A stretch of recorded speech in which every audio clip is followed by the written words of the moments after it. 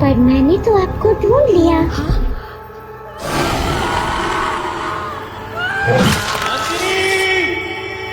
खांडवा गांव में 7 बजने को थे और हर शाम की तरह आज भी चारों ओर घंटे की आवाज गूंज रही थी। 7 बजने वाले हैं, अपने अपने घरों की तरफ बढ़ते रहें। 7 बजने वाले हैं, अपने अपने घरों की तरफ बढ़ते रहें। हेलो जी राणा साहब। बोला 7 बजने वाले हैं, सब लोग घर गए या नहीं? जी राणा साहब, लगभग सब चले ही गए। लगभग? तू जानता है ना 7 बजे के बाद क्या होता है? फौरन घर भेज सबको। जी आप चिंता मत कीजिए, 7 बजने से पहले मैं सभी को घर भेज दूंगा। ठीक है, तू भी जल्द घर चले जा। जी राणा साहब, कल मिलते हैं। देव। हाँ पापा। 7 बजने वाले हैं, जाओ जाके सारे खिड़की दरवाजे बंद कर दो। हाँ पापा। 7 बजने वाला है, अपने अपने घरों की तरफ बढ़ते रहो। हे चढ़ो रे सब, दुकान बंद हो गई अब। अरे काकी चाय तो पिला दे। रे बावड़े, घंटी की आवाज ना सुनी के तेने? 7 बजन को है, जल्दी से घर निकल वरना। अरे बुढ़िया तू बहुत सोचती है, ये सब बस फालतू की बातें हैं, इतना दिमाग मत लगाया कर। बब्बन बेटे, थारे से बहस करने का समय ना है हमारे पास। बेहतर होगा कि 7 बजने से पहले तू अपने घर पहुंच जा, क्योंकि अगर रास्ते में वो मिल गए ना तो दोबारा यहाँ मत आइयो, क्योंकि मैं दरवाजा ना खोलूंगी, समझ गया? जा यहाँ से अब। हाँ जाता हूँ। हाँ बोलो राणा सा। काकी सब लोग घर चले गए ना? हाँ सब चले गए। ठीक है, आप भी याद से खिड़की दरवाजे बंद कर लेना। रोज फोन करके यही बोले है तू। अरे 7 महीनों से गांव में कुछ ना हुआ तो अब क्या हो जाएगा? 7 महीने पहले जो हुआ था वो दोबारा भी हो सकता है, इसलिए सावधानी जरूरी है। पापा। हाँ? सारे खिड़की दरवाजे लगा दिए। और पर्दे लगाए? पर्दे क्यों? खिड़कियां लगा तो दी हैं, और वैसे भी वो लोग तो तभी अंदर आ सकते हैं ना जब उन्हें अंदर बुलाया जाए, तो फिर। देव, होश में हो? ये क्या बोल रहे हो? अरे हम पर्दे उनसे छिपने के लिए थोड़ी लगाते हैं, बल्कि इसलिए लगाते हैं ताकि हम उन्हें ना देख सके, उनसे बात ना कर सके और उनके बहकावे में ना आ सके।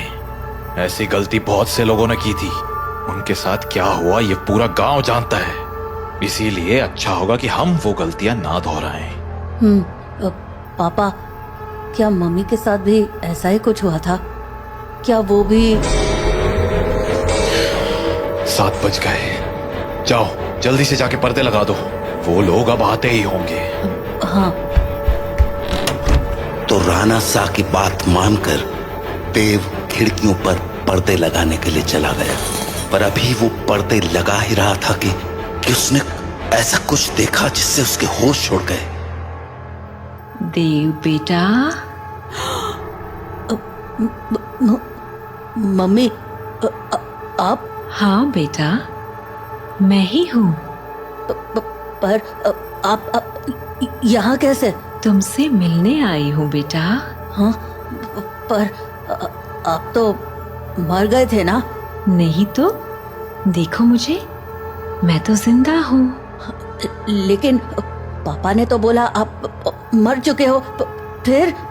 तुम्हारे पापा झूठ बोल रहे हैं बेटा। मतलब आप मरे नहीं हो? नहीं, मैं तो बस रास्ता भटक गई थी, आज बहुत मुश्किल से तुम्हारे पास आ पाई हूँ, बस तुमसे मिलने। हाँ? सच्ची? हाँ बेटा, हाँ। अब चलो मुझे अंदर आने दो, 7 बज गए हैं, वो लोग आते ही होंगे। हाँ, मैं पापा को बोलता हूँ। नहीं, पापा को क्यों बुला रहे हो? वो मुझे देख तो पाएंगे नहीं, और जब तक मैं उन्हें समझाऊंगी तब तक तो बहुत देर हो जाएगी, इसलिए तुम ही जल्दी से दरवाजा खोल दो, जाओ।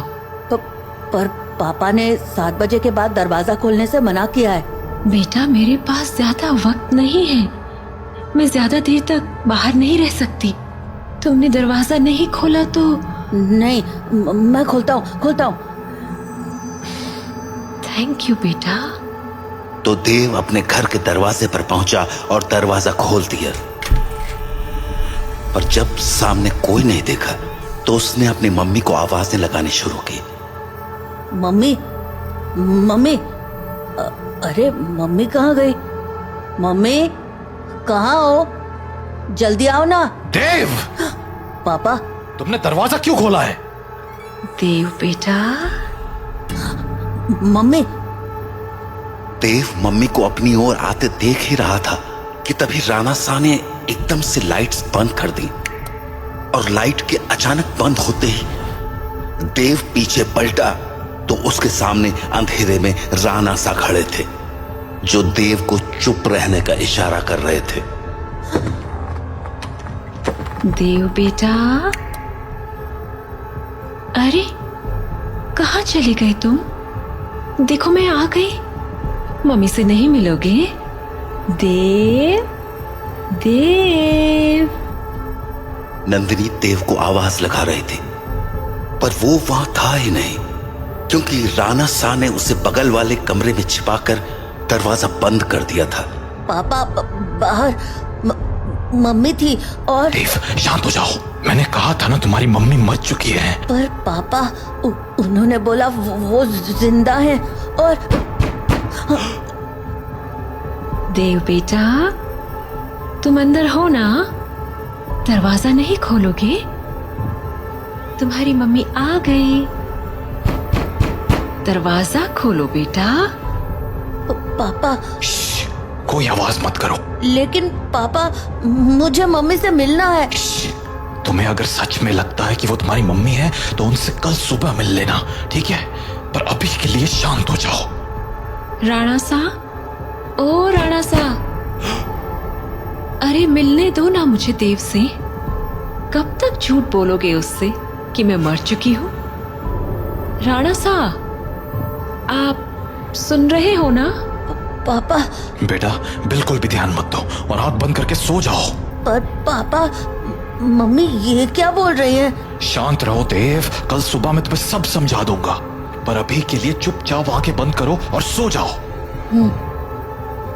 तो देव अपने पापा के कंधे पर सर रखकर सो गया और जब सुबह हुई तो राणा सा देव को आवाज लगाते हुए बोले, देव उठ जाओ, सुबह हो गई है। हाँ सुबह हो गई तो मम्मी से मिल सकते हैं ना अब? आओ मेरे साथ, तुम्हें तुम्हारी मम्मी से मिलाता हूँ। लेकिन जैसे ही दोनों कमरे के बाहर आए वहां कोई नहीं था। हाँ मम्मी कहाँ गई? मैंने कहा था ना कि वो तुम्हारी मम्मी नहीं थी। पापा वो मम्मी जैसे ही बात कर रही थी। बेटा मैंने समझाया था ना तुम्हें, पर्दे लगाने के पीछे की सबसे बड़ी वजह यही है कि हम उन्हें देख ना पाए, उनकी बातों में ना आ पाए। जैसे कल तुम आ गए। पर वो बोल रही थी कि वो मरी नहीं है, जिंदा है। अगर वो मर गई है तो यहाँ कैसे आ गई? एक काम करो, मेरे साथ आओ। हाँ कहाँ पापा? बस चलो मेरे साथ, तुम्हें कुछ दिखाना है। तो उसके बाद वो दोनों गांव के लगभग बाहर चले आए और वहां पहुंचते ही देव बोला, पापा हम लोग यहाँ क्यों चले आए? बताता हूँ, पर पहले आस-पास देखकर ये बताओ कि यहाँ क्या दिख रहा है तुम्हें? यहाँ तो कुछ भी नहीं है। आसपास बहुत सारे पेड़ हैं। सामने गांव से बाहर जाने का रास्ता है और पास में बब्बन भैया का घर है। तुम्हें कहीं पर कोई बस दिख रही है क्या? हाँ वो उस तरफ एक पुरानी सी बस है। क्यों? बेटा ये वही जगह है जहां तुम्हारी मम्मी की मौत हुई थी। हाँ उस दिन हमें शहर से लौटने में देरी हो गई थी और गांव पहुंचते पहुंचते सुबह के 4 बज गए। सूरज निकलने में थोड़ा वक्त था तो गांव के सभी घरों की खिड़की दरवाजे बंद ही थे। इसीलिए सुबह होने तक हमारे पास झाड़ियों में छिपे रहने के अलावा कोई चारा नहीं था। हम लोग एक झाड़ के पीछे छिपे ही थे कि मैंने तुम्हारी मम्मी की एक आवाज सुनी। नंदिनी क्या हुआ? राणा सा, उन्होंने हमें देख लिया है। हमें कहीं और जाना पड़ेगा। हाँ पर कहाँ? आसपास कोई घर है? घर तो है पर मुझे नहीं लगता कि अभी कोई दरवाजा खोलेगा। तो अब क्या करें? वहाँ एक पुरानी सी बस है, हम उसमें जाकर छिप सकते हैं। हाँ ठीक है, चलो। तो हम दोनों फटाफट उस बस के पास पहुंच गए। पर फिर क्या हुआ?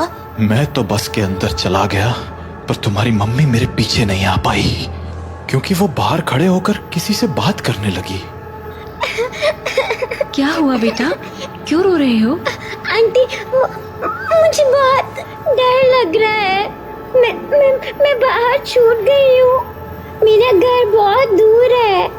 अरे बेटा रो मत, एक काम करो, मेरे पास आओ, हम लोग इस बस में छिप जाएंगे, फिर वो लोग हमें नहीं ढूंढ पाएंगे। सच में आंटी, कोई नहीं ढूंढ पाएगा? हाँ हाँ पक्का, कोई नहीं ढूंढ पाएगा, आ जाओ। Thank you aunty. पर मैंने तो आपको ढूंढ लिया। हाँ?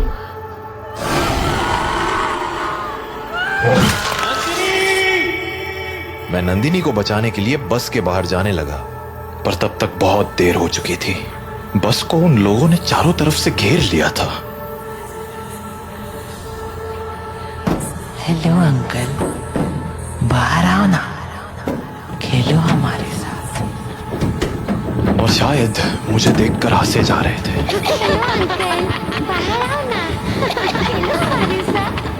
उन आवाजों को सुन मैं इतना घबरा गया कि अपनी जगह से हिल भी ना पाया। पर थोड़ी ही देर बाद वो आवाजें आनी बंद हो गईं और गांव के लोगों की आवाज सुनाई देने लगी। मैं समझ गया था कि सुबह हो चुकी थी, तो मैं बस के बाहर निकलकर तुम्हारी मम्मी को आवाज लगाने लगा।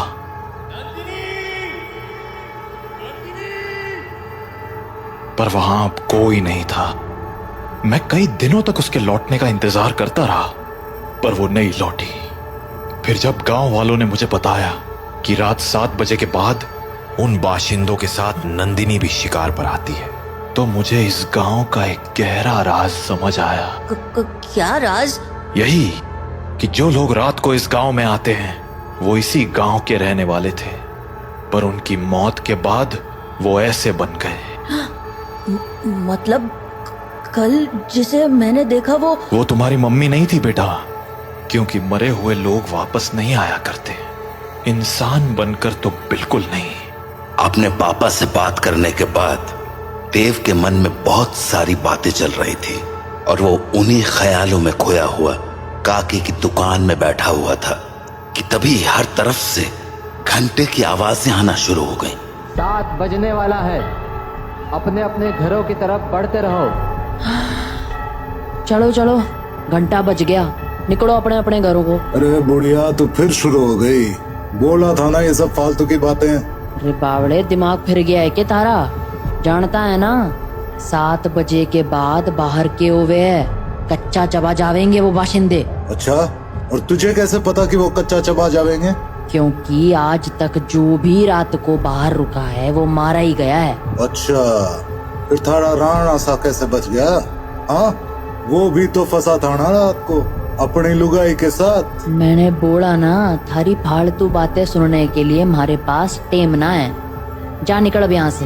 हाँ जाता हूँ। इतना कहकर बब्बन वहां से चला गया, पर बब्बन की बात ने देव का ध्यान जरूर खींच लिया था।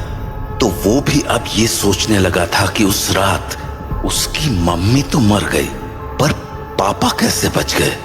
वो ये सब बातें सोच ही रहा था कि तभी काकी बोली, अरे छोरे, हाँ बात ना सुनी क्या तूने हमारी? बोला ना घर निकल। जी काकी। तो देव हड़बड़ाता हुआ काकी की दुकान से बाहर निकल आया।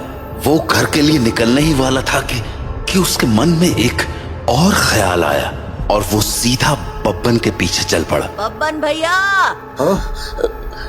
क्या हो गया छोरे, कहाँ भागा चला रहा है? वो मुझे ना आपसे एक बात पूछनी है। कुछ? वो अरे जल्दी बोल, पता है ना 7 बजने को है। तू घर नहीं पहुंचा तो थारा बाप सर पीट लेगा। वो आप वहाँ काकी को बोल रहे थे ना कि एक रात मेरे पापा और मम्मी बाहर रह गए थे और मम्मी को तो उन लोगों ने मार दिया था, पर पापा किसी तरह बच गए। तुम्हारे पास मारी ही बात दोहराने आया है के? जल्दी पूछना के पूछने तने। नहीं, मैं ये बोल रहा था कि आपका भी घर उसी टूटी फूटी बस के पास है ना? हाँ तो आपने कुछ देखा था क्या? कमाल है, बाप अंधा कानून और बेटा सरलॉक। हाँ देखा था, सब देखा था। कैसे उन बाशिंदों ने थारी माँ को नोच खाया था। खाना तो वो थारे बाप को भी चाहते थे, और थारा बाप साला बस में छिपा बैठा था, और वो लोग न जाने क्यों अंदर ना जा पा रहे थे। वो सारे लोग सूरज निकलने तक बस को घेरे खड़े थे। कोई बस को पीट रहा था तो कोई चीख रहा था, पर अंदर कोई ना जा पा रहा था। पर वो लोग घुस क्यों नहीं पा रहे थे? क्योंकि 7 बज गए, बातचीत का टाइम खत्म। अब चल हमारे साथ। नहीं, मैं घर जाता हूँ। रे बावले, अब घर जाने का मौका खत्म हो गया। आधे रास्ते में ही कोई ना कोई नोच खावेगा तुझे। चल हमारे साथ। तो बब्बन देव को लेकर अपने घर चला गया। वहीं राणा सा अपने घर में परेशान हुए जा रहे थे। ये देव कहाँ रह गया? अब तक घर क्यों नहीं आया? काकी को पूछता हूँ। हेलो काकी। हाँ राणा सा, मारे को लग ही रहा था कि थारा फोन आवेगा। सब लोग जा चुके हैं और दरवाजे खिड़कियां भी लगा ली हैं मैंने, इसलिए चिंता मत। काकी, देव है क्या वहाँ? हाँ देव, वो तो कब का निकल गया यहाँ से। देव घर नहीं लौटा है क्या? तुम एक काम करो सा, बाकी लोगों को फोन करके पूछ ले, क्या पता देव किसी के यहाँ रुक गया हो। ठीक है। जहाँ राणा सा देव को हर जगह ढूंढे जा रहे थे, वहीं देव बब्बन के साथ उसके घर चला आया था। तो अभी वो दोनों साथ में बैठे ही थे कि देव को बाहर से एक जानी पहचानी आवाज सुनाई पड़ी। बब्बन, ओ बब्बन, देख मैं आ गई। ये तो मेरी मम्मी की आवाज है। सही पहचाना छोड़े, तारी मम्मी ही है बाहर। अब एक काम कर, यहीं रुक और यहाँ से तमाशा देख। तो बब्बन खिड़की के पास गया और पर्दे हटा दिए। हाँ छोरी, बुला रही थी ना मने? ले देख, मैं आ गया। कितना इंतजार कराता है तू। इंतजार? अरे अभी तो आई तू। मैं तो रोज ही आती हूँ, तू मुझसे कभी मिलता ही नहीं। अरे थारे से तो रोज बात करूँ हूँ मैं। हाँ, पर मिलने का मतलब बस बात करना थोड़ी होता है, करीब भी तो आना होता है ना। अच्छा, मारे करीब आना साता ने। और नहीं तो क्या, खोल ना दरवाजा। कमाल है छोरी, तू भी अपने राणा सा को इतनी जल्दी भूल गई। जो राणा सा देखेंगे नहीं, वो उन्हें पता कैसे चलेगा। कमाल है तू भी। वैसे थारे बेटे का क्या, वो तो देख सके है ना? ओफो बब्बन, तू भी ये क्या बातें करने लगा। हम दोनों के बीच में किसी दूसरे का क्या काम। जाना, दरवाजा खोल देना, मुझे तेरे से अच्छे से मिलना है। अच्छा चल ठीक है, खोल ही देता हूँ दरवाजा अब। तो बब्बन दरवाजा खोलने जा ही रहा था कि देव बोला, बब्बन भैया दरवाजा मत खोलना, वो मेरी मम्मी नहीं है। अरे यो बात तो मने भी पता है, यो थारी माँ तो अब बिल्कुल ना रही। अरे बब्बन भैया, मैं सच कह रहा हूँ, वो इंसान नहीं है। वो इंसान है या नहीं, ये तुझे अभी पता चल जाएगा, तू बस देखता जा। तो इतना कहकर बब्बन ने दरवाजा खोल दिया और सामने खड़ी नंदिनी से बोला, हाँ छोरी, मिलना था ना तने मारे से, आजा अंदर आजा। बब्बन की बात सुनकर देव के तो होश ही उड़ गए। पर तभी कुछ अजीब हुआ। उसने देखा कि उसकी मम्मी दरवाजे पर तो खड़ी थी, पर दरवाजे से अंदर नहीं आ रही थी। क्या हो गया, रुक क्यों गई? आजा अंदर। नंदिनी कुछ देर तो वैसे ही खड़ी रही, पर फिर बोली, तू बाहर क्यों नहीं आ जाता बब्बन, मैं तुमसे यहीं मिल लूंगी। अरे अभी तो अंदर बुलाने को कह रही थी, अब बाहर बुला रही। देख छोरी, आना तो तुझे ही पड़ेगा, अब सोच ले। तू भी ना बब्बन, कितना इंतजार कराएगा, आ जाना बाहर। नंदिनी के जवाबों को सुनकर देव के मन में बहुत सारे सवाल उठने लगे थे, जैसे कि उसकी मम्मी घर के अंदर क्यों नहीं आ रही थी और वो बार बार बब्बन को बाहर आने को क्यों कह रही थी। देव धीरे धीरे बब्बन के पास पहुंच गया, पर इससे पहले कि वो बब्बन से कुछ पूछता, उसे नंदिनी ने देख लिया और वो बोली, अरे बेटा देव, तुम भी यहाँ हो? आओ ना, मम्मी से नहीं मिलोगे? कल हम मिल नहीं पाए थे ना? आ जाओ, आज मिलते हैं। देखो, बाहर तुम्हारे साथ खेलने के लिए इतने सारे बच्चे भी हैं। हम खूब मजे करेंगे। आ जाओ बेटा। नंदिनी और उसके साथ उन बच्चों की टोली को देखकर देव को डर तो बहुत लगा, पर उसने नंदिनी की बातों पर ध्यान न देते हुए बब्बन से पूछा, बब्बन भैया, दरवाजा तो खुला है और आपने मम्मी को अंदर आने को भी बोल दिया है, फिर वो अंदर क्यों नहीं आ रही हैं? और ये बच्चे भी बाहर ही खड़े हैं, क्यों?